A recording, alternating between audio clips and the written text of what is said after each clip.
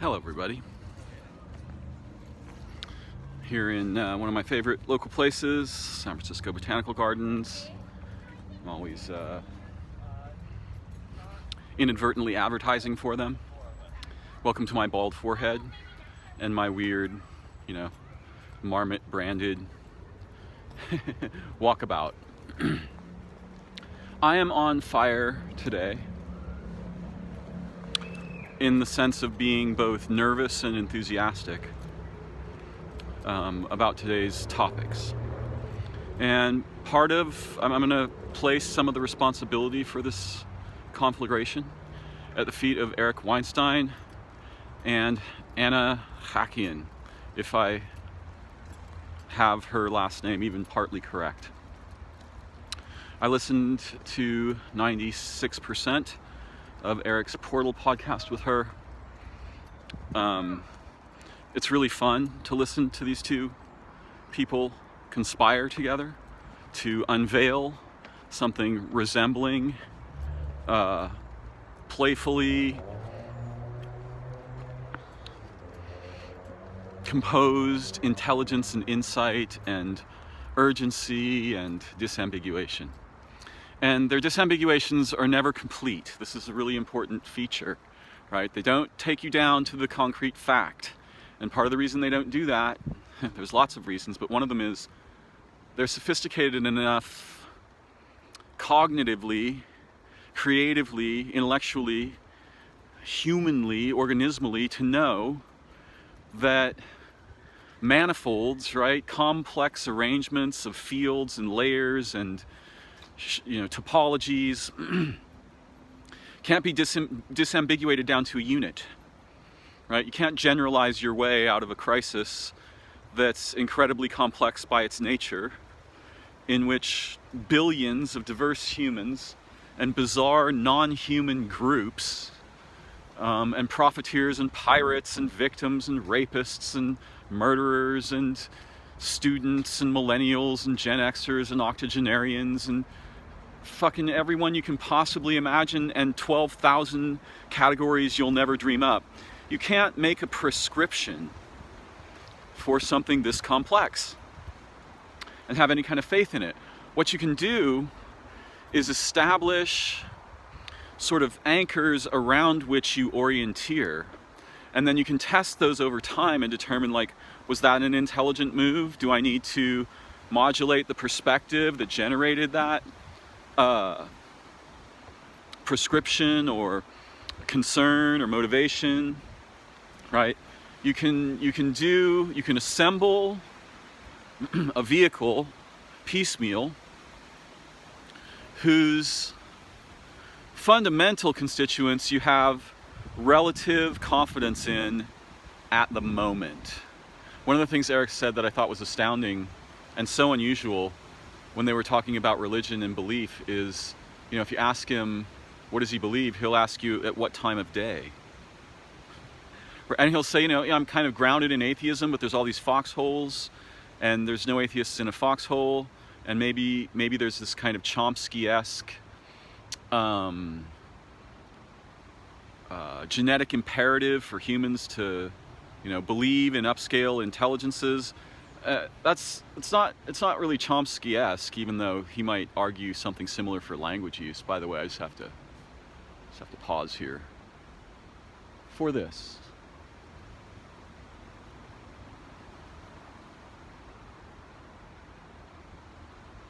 This crazy, beautiful passion vine,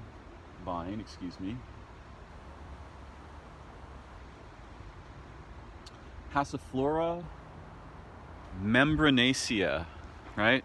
Makes stuff like this. And little fruits and things, passion fruits. So, the reason Chomsky's name gets in there is because he's one of the theorists whose claims became popular enough for people to be aware of them, some people, particularly academics, that there's an implicit sort of linguistic instinct kind of built in, even though organisms aren't built and they're not machines. There's this kind of thing built into us evolutionarily, and that's why children acquire language with such great facility in their early infancy, and also why, according to the theory, it can be really difficult, if not impossible, to teach people language after the uptake period has passed. And this is a really interesting generalizable analogy, right? There's some things you're likely to be able to teach people during certain life phases. In other life phases, you're going to have either no luck or a really difficult job ahead of you to transform their motivations and perspectives and ideologies and beliefs. In any case, when asked about belief in God, he very, with astonishing insight into his own honest humanity, he said, I'm an atheist most of the time, but there's times a day you can ask me and I might change my perspective, Most of us seem to think we're supposed to have one belief all the time. And if we were in, a purely mechanical, predictable context, which there's nothing like that on Earth, except maybe even in a machine, I'm not sure that's real, then that perspective might, the perspective that you're supposed to have one belief, one position, cling to it at all costs, fight off all comers, could maybe fly. But it won't. It doesn't. It's a kind of pervasive ignorance that's in our modern time. I can't really speak for historical times I didn't grow up in, or didn't have a mind, or grew up in but didn't have a sophisticated enough awareness to reasonably disambiguate. I can't speak for those. But I can speak for, say, the past 30 years of my life or something like this. Yeah? I can reasonably speak about the late 80s through now. At least I have some degree of trust in my capacity to do so. And another thing that sort of marks out people like Anna and Eric as different from the common people that we're inclined to encounter or become is that they're aware of transformation, of play, of degrees, of an evolving relationship in which there are meaningful roles and identities and costumes we can wear for purposes that actually work out well, either in the relationship or pragmatically, or both, hopefully. And unfortunately, the common people are not sophisticated enough to understand things like gradients, right? It's not whether it's true or false, it's to what degree is it true, and what other information do we need to include and remain aware of in order to be able to navigate reliably in a decision-making context, right? Where we have to make decisions. And by the way, every time you open your mouth, or don't, you're making a decision.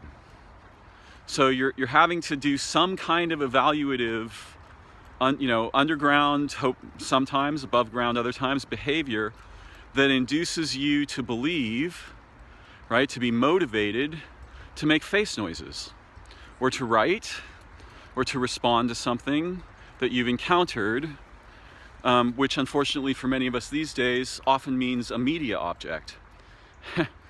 It's unfortunate that we've become, actually it's bizarre, and it's like we're living in a comic book. Because humans are responding to media objects as if they were people.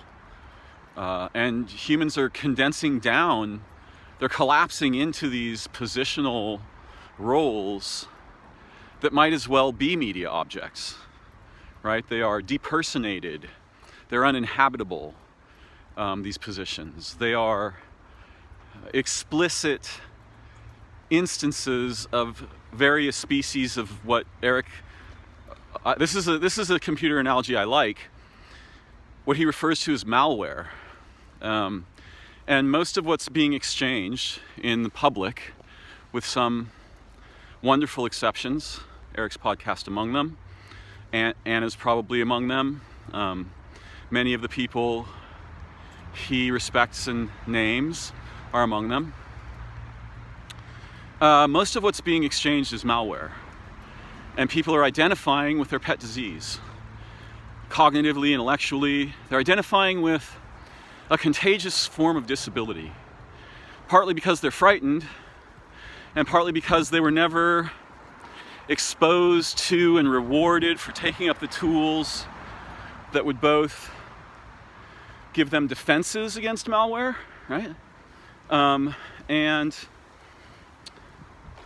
encourage them to formulate and express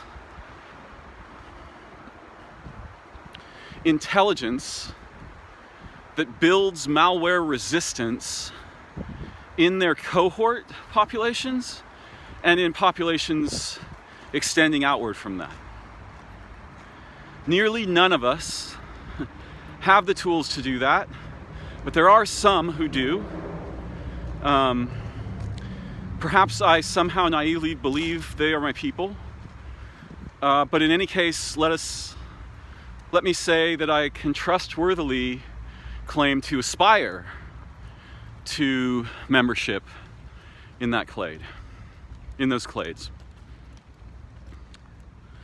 Fundamental issues like one versus many, a perspective versus a fact, intelligent analysis of a situation versus an answer, right? Intelligent analysis keeps opposing its own findings and keeps folding new data and perspectives in. That's an active process. It's not something you arrive at and go, I've got the truth. It's all a hoax. It's a big conspiracy. The problem is that in a way, in a number of ways, depending on, the angle we're approaching from, statements like that are reliable. Just about everything is a hoax.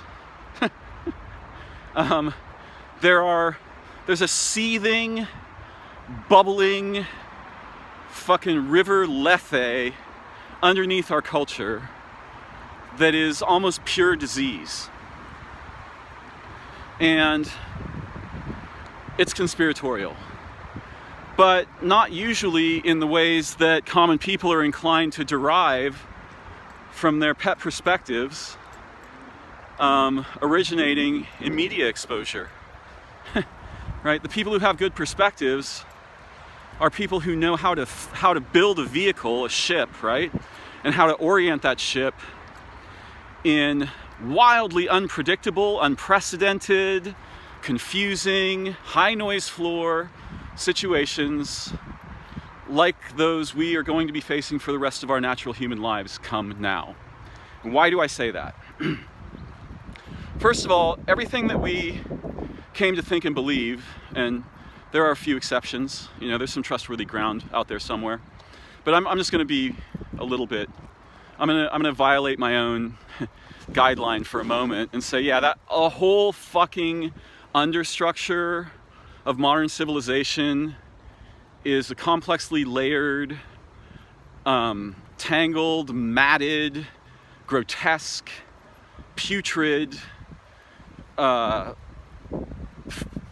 of blanket of fundamentally toxic lies that are perpetuated for ideals such as convenience and to perpetuate the dominance of phony people, non-people, and organizations and institutions over the common populace, right? From childhood to the grave, and if possible beyond, and if possible before. So now we're in a situation where things have gotten even weirder. And I'm going to make an analogy. Imagine with me that in a very tall, multi-story modern building, which we'll call the edifice of knowledge and civilization, terrorists have set up bombs on every floor to pinch blow the girders that hold that floor up, and they've timed the explosion to coincide or follow shortly thereafter the impact of a large passenger jet into that building. Okay, where we are right now is in the moment when the passenger jet is hitting that building. The charges are in place. Some floors are already collapsing ahead of schedule. The whole fucking edifice is about to go to fucking, it's going to collapse into its own footprint. Much like we saw. I'm not making the claim that that's what happened on 9/11.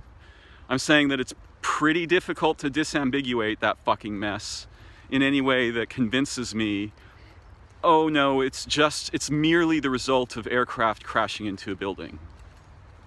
In fact, that kind of monodimensional causality is anathema to anything resembling understanding. Now, that doesn't entitle us to go inventing and promulgating wild conspiracy theories, though, you know, most of us are free to do that if we feel that it's a good idea or important, or we have some agenda that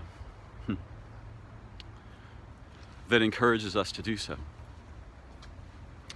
The building is about to enter free fall.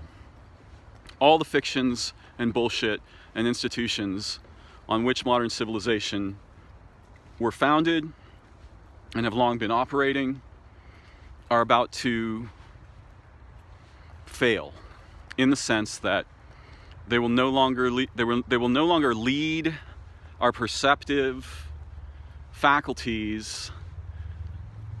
We're about to escape that gravity due to crisis.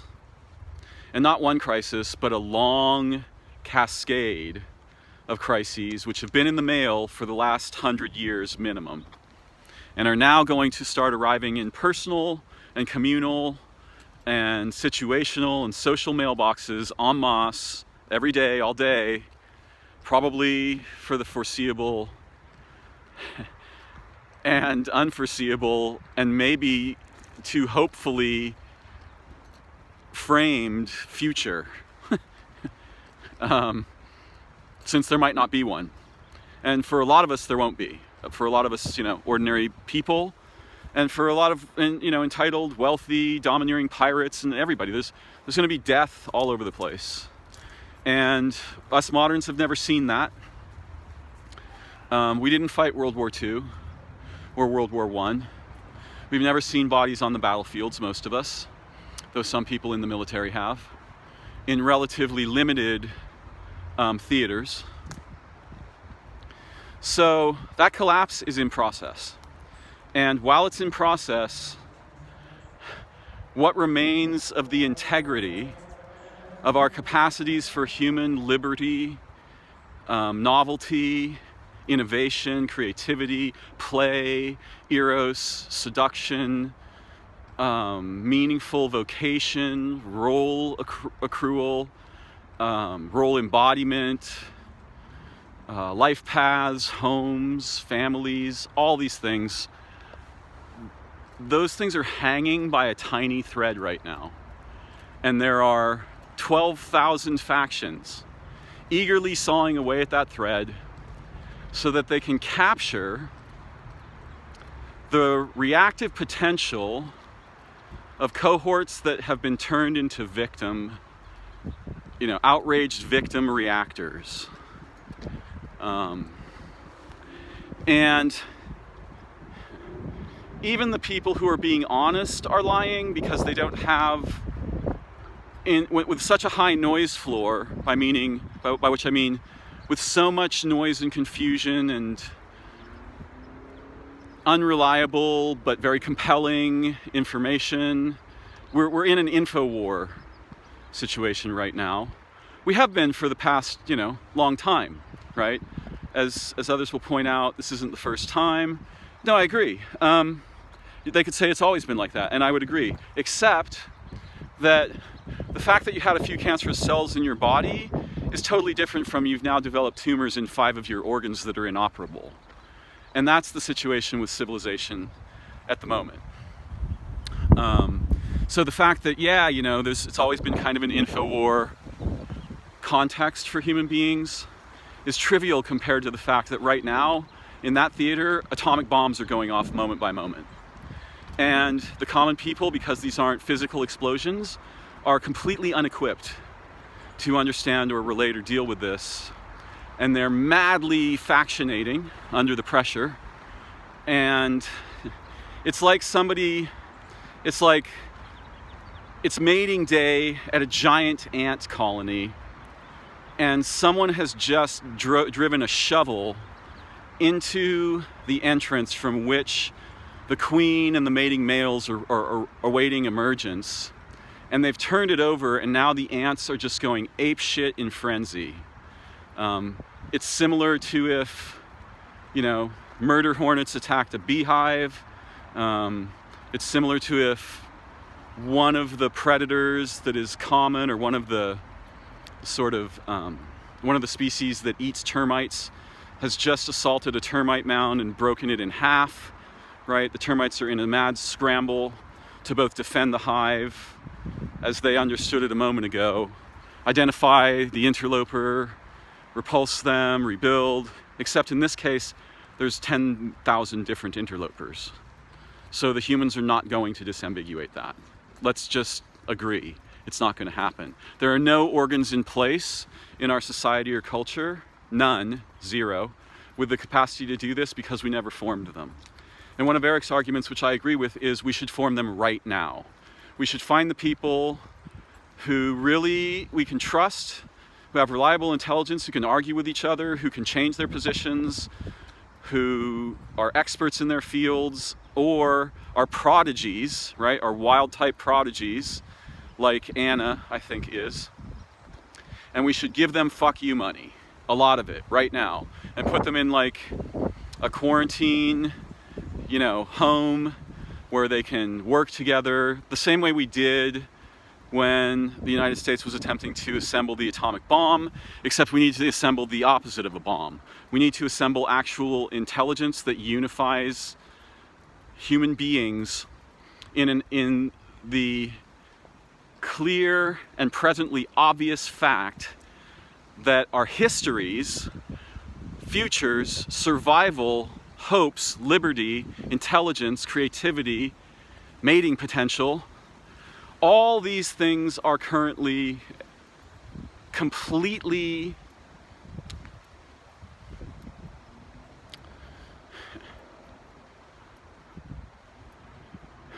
they're being dissected and their organs are being sold on the black market. This is essentially what's going on. And so we need to assemble the opposite of a bomb, right? We need something that draws humans together and unifies them in noble, trustworthy, reliable, common concern, roles, role acquisition and enactment, organizational and individual behavior, vocations. We need anyone who thinks there's something that we're going to go back. There are people I know, and even in my family, who think, well, let's just go back to how it was before. The before is gone. That shit was obliterated. COVID-19 is an entirely new situation for human beings, and whether it was intentionally produced by human beings or it was the accidental sequelae of our unimaginably deep environmental misbehavior over the past 1,000 years, but particularly the past 80, doesn't matter. It doesn't fucking matter. The only way that might matter is if, in the former case, if it was an intentional act, we would have to presume that the perpetrators are in possession of absolutely crucial intelligence that might help stem the very sophisticated and still mysterious consequences of worldwide contagion, pandemic. In that case, we could, if we could be certain that we knew that it was an intentional design of some people, those people probably have things like antidotes and vaccines waiting on the shelf. Otherwise, they wouldn't act, because it'd be like, well, otherwise they probably wouldn't act. Because you don't want to infect yourself and your children with something you can't treat, right? However, looking back to the Manhattan Project, we can just intelligently realize that before the United States dropped a pair of atomic bombs on Japan, we dropped a pair of atomic bombs on our own people. First. We did that first. And there was no protection from atomic war back then. The only protection was this kind of mutually assured destruction thing where if you bomb us, we'll bomb before we die, we'll bomb you, right? And that is the idea. That was the idea of that was the idea of the shield. Now, anyone who would believe in that as a shield is an idiot, in my view. And you can claim it worked. I will claim that's not what worked. Other things worked. That is not what worked. But in any case, my point is simply that most likely, if the pandemic was an intentionally seeded act, and I'm going to go on record here as predicting that we will discover the existence of the virus we presently have good reason to believe is responsible for the outbreak. We're going to discover that thing was circulating way pre-2019, end of 2019. Maybe as early as 2017, but almost certainly as early as 2018. Which, doesn't put China off the map as a possible bad actor, but I'm skeptical of intentional Chinese involvement in the pandemic. And I'd be more likely, I don't even really want to speculate about who's the probable perpetrator here. It's not important to my discussion. What is important to my discussion is that we common people are not equipped to effectively or intelligently disambiguate the information we are commonly exposed to by media and the peers, by the media and our peers. In fact, we need help doing this. We need expert help, and statistics themselves will not tell the tale. Statistics are fudgeable, and they never catch up to the phenomenon. They never catch up to any complex natural phenomenon that they are derived to frame for us. They don't tell us what stuff is or does. They give us a kind of a foothold where it would otherwise be quite difficult to achieve a reliable one. And the foothold they give us is not always reliable, especially in the early days, right? As time goes on and we gather more data and we get input from other perspectives and orientations and other modes of acquiring and validating information, second part's really important, they become a little more reliable over time, sometimes a lot more reliable. It just depends on what the statistics are about and who's producing them and why, factors like these. But we are not equipped as ordinary people to disambiguate the information that is commonly inundating us due to our extremely hyper-paced technological context. And unfortunately, that's not going to stop us from doing so. Everybody's got a pet, opinion or grievance or perspective, and the majority of them are so poorly informed that to call them informed would be a grave error of judgment. They'd have to undergo several complete OS upgrades to approach informedness. And that's not going to happen either. So, what am I actually saying here? Well, one of the things I'm saying is, welcome to the shitstorm that our previously believed activities and motivations and societies set up for you. They totally set this up, not intentionally on purpose so that there'd be an apocalypse, but with the clear awareness that was going to be one of the likely future outcomes, and among some clades of perpetrators, the clear intent to profit from that, right? To make a lot of money. If you think you only get one lifetime, and you don't believe in an afterlife, and you don't believe in karma or something similar, you don't believe that what goes around comes around, and there's plenty of proof that none of that shit is true in a single human lifetime, right?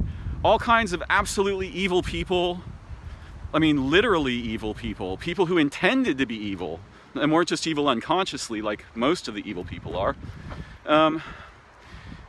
Lots of those people prospered wildly during their lifetimes, and if you only have one lifetime, apocalypse doesn't matter because you're going to face one anyway.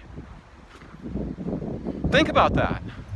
That's a really important piece of perspective to have on the table in front of you when you're trying to understand things that should be unimaginable, like human beings engaged in behaviors that really should be unimaginable, but they're not. And part of the reason that they're not is, I got mine, fuck you. Fuck all of you people. In fact, I will take mine from your children, from your ancestors, from the history of life on Earth, from the future. I will burn the whole charade down to get my piece, right? Because if you only have one lifetime, and, competition is the order of the day, you getting to the top of the pile is the order of the day, that perspective is actually pragmatically useful and makes sense, right? And this is one of the reasons why, this is not terrain I did not foresee that I would enter this terrain in the conversation. But this is one of the powers of religions that imply there will be hell to pay for bad behavior, right? If it doesn't reach you in this lifetime, and even if it does, it'll chase you down through future lifetimes or afterlives or things like this. And if there is no afterlife and there are no future lives, then I'm not saying that means there won't be altruism. No, there will still be altruism. Unfortunately, though, you'll have people who, as the cost and accessibility of producing an apocalypse keeps falling toward a target that is actionable by a single human being or a very small group, you can be absolutely assured they will table that threat. Because it's really simple to see that under the right conditions, with the right beliefs, it's appropriate to wipe out everything. If everything doesn't do what you want it to do. And this is, of course, the ethos of the actually committed kind of insanity that suicide bombers and so on sometimes, not always, have. Right? They believe themselves to not only to be righteous, but to be earning a place in paradise, which is kind of the opposite of the perspective I'm presenting here. The perspective here is, get your paradise while it lasts, any way you can, right? And for those people who are devotees of that, pragmatic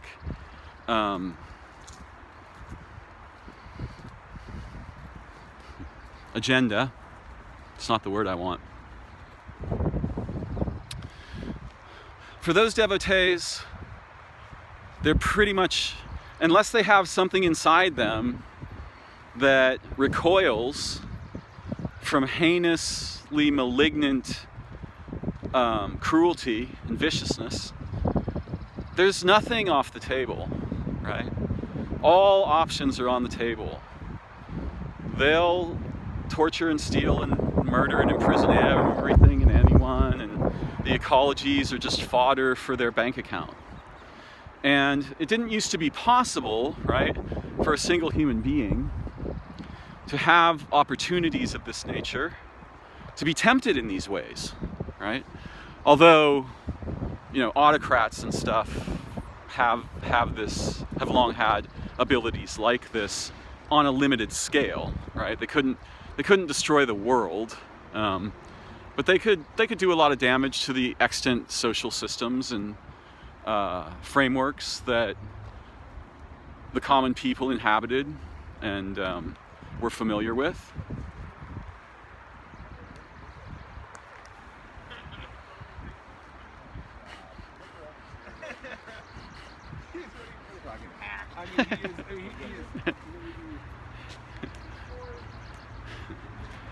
It's really fun to see men being men. I'm not getting a lot of experience of that. It's just fun to see them being men together and arguing and hassling each other and, you know, prodding each other and kind of playing the sort of I love you and fuck you in this particular way that I alone know because I know you sort of thing. It's you know, it's part of what we refer in modern jargon to as bromance, but it's still it's charming to see some of that going on. I'm not getting much of that these days.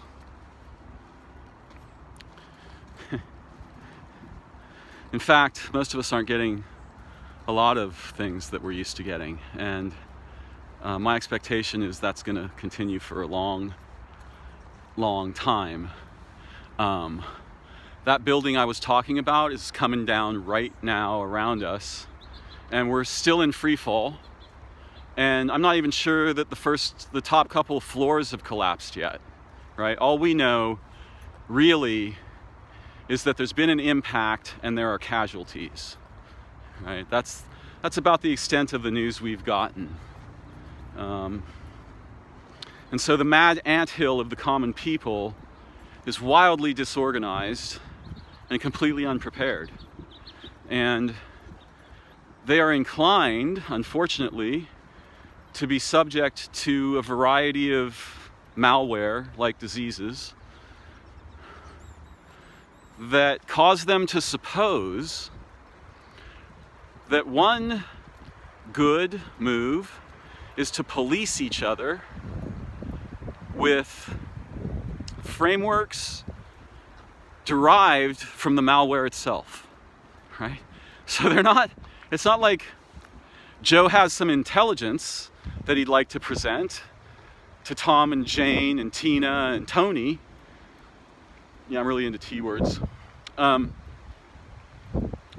No, John's become infected with a particular sort of mimetic contagion and has now become an active radio tower, transmitting it to every passerby, including his own family, those who previously loved him, and so on and so forth.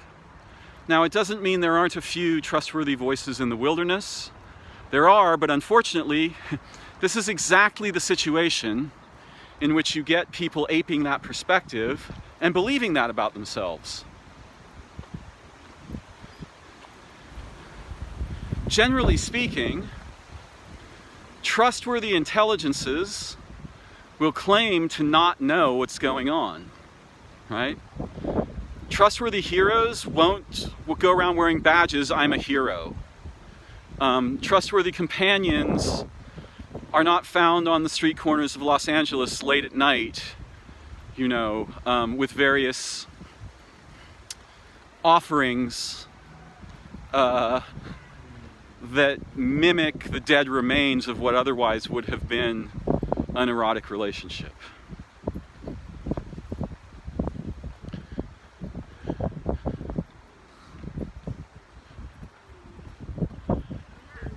We don't have an umbrella for this kind of shitstorm, and nobody's going to be coming up with one anytime soon. Again, the crucial imperative is the formation of highly intelligent, small-scale collaboratives that can guide the common people reliably and intelligently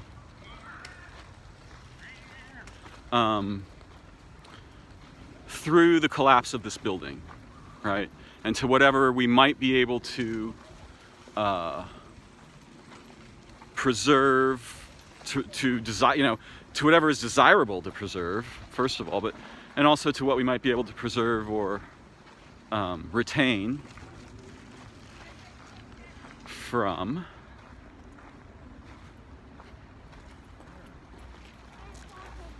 the rubble. And there might not be a lot worth preserving. This is another implication of Eric and Anna's talk. I was hearing some degree of, oh, let that shit burn. And I'm kind of in agreement with that. I just don't want huge body counts. I don't want any body counts, even though I'm completely aware that the Earth cannot support 7.8 billion humans and the trillions of machines and products and devices that accompany them into, ecological assault. And I'm more concerned about the machines and the devices than the human population. I'm an outlier in this regard. Most people will say, many people will be heard to say, the Earth can't sustain 7.8 billion humans. Well, yes, it can. But it can't sustain trillions of machines. And it can't sustain combustion engines. And it can't sustain an endless program of the production of consumer goods. An ever more invasive and ever more deeply penetrating into the anciently conserved ecologies and their foundations, agenda of turning living beings into objects. That's not going to work. It never did work. The only reason we survived it this long is that the anciently conserved ecologies were a rich enough buffer, right, that we could keep hiding damage in them as a species and pretending there wasn't any going on. None of the living places or beings ever believed that lie. To believe that lie, you have to be human. You have to be infected with representational cognition at birth. You have to speak languages. You have to understand concepts. You have to be able to abstract yourself from actual relationships into ideologies and theories and thoughts and math and so on. Not that any of those things are intrinsically bad, but they often, where they represent a departure from something resembling relational integrity or intellectual integrity, philosophical integrity, fiscal integrity, economic integrity, the actual stuff, not the theoretical crap. Not the disembodied theoretical crap, right? Our capacity for abstraction encourages us to turn away from the bizarre projections it produces in manufacturing and culture, right? We just kind of turn away and go like, yeah, I like my iPhone, I'm really into my BMW. My Tesla is the greatest thing ever. And, the collapse of social unity and mutual concern and mutual engagement for noble and beneficial and creative and beautiful purposes, the collapse of all that leads to this, right? And there was very little foundation of that going on when the pandemic began. So it's not like there's like a salvageable, remnant. What we're actually discovering is that to whatever degree that layer reliably existed, it was compromised in all kinds of ways by needs and agendas and pragmatism and money and power and attention and the emulation of value without the necessity of delivering it, right? Sex without love, power without consequence.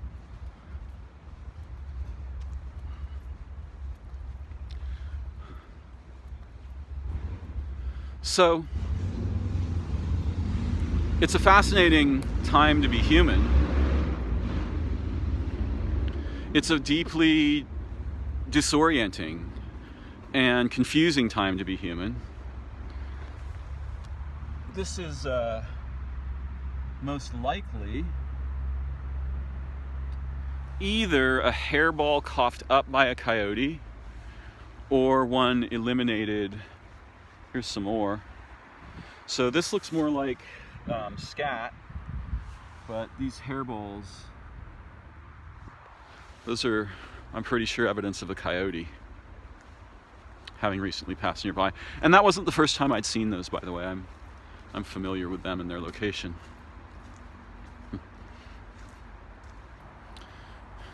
The faculties we rely on ordinarily in our human lives, faculties like memory and vocabulary and intelligence and the capacity to, sort of get since we can be understood to be sort of driving the ship of our own lives, the capacities we need to navigate, right, our compasses, the faculties we use to derive orientation and motivation from. Unfortunately, for many of us, these faculties are going to undergo sudden, shocking transformation. I am not trying to say that none of them will survive or that the results will be the same for everyone. That's not true. They're going to affect each of us uniquely in ways that are also shared across cohorts. But these faculties, in extended crisis, they are too delicate, generally speaking, to be well sustained unless you were already fairly isolated and have learned how to sustain them in an isolation environment against the intrusion of various malware-oriented actors and memes and information toxicity. And some people are better prepared than others psychologically, emotionally, cognitively, metabolically. So, some observer might say, well, we're looking at a speciation event. What's going to happen is we're going to see a die-off, a very significant die-off in human populations. And to the survivors go the spoils. As if the living world or the history of humanity and life on Earth were a winnable commodity.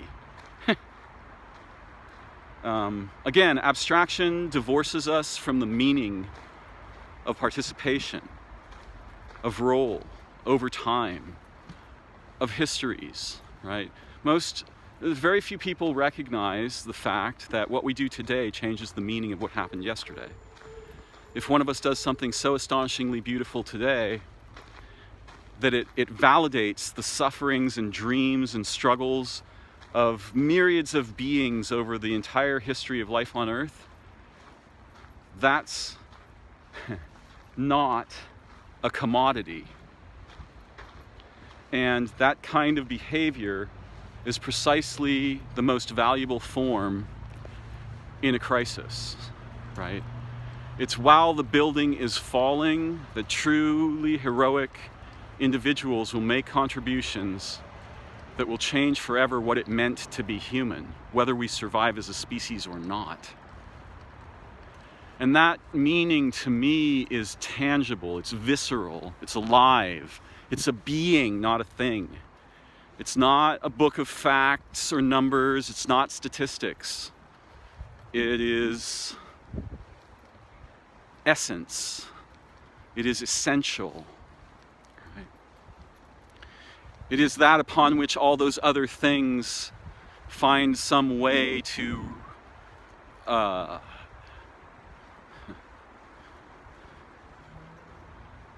become the skin of, right? To be the surface features of, the superficial expressions of. Humanity is capable of intelligence and nobility we've seen nearly no evidence of in our modern context. And I'd like to hope that there is at least a cohort of people among us, I know I keep using this word, there are cohorts of intelligent, highly motivated, brilliant, creative, playful, concerned human beings who will grab the opportunity of a world plunged suddenly into crisis and produce something analogous to a vehicle in which we can ride through them together toward a future worth inhabiting, toward a future that, rather than devaluing our humanity,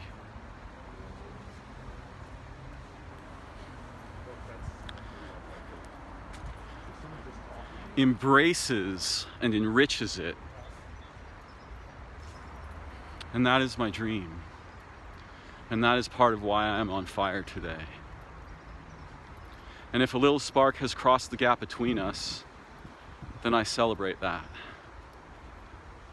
But even if it hasn't, perhaps someday it will. Thank you for joining me.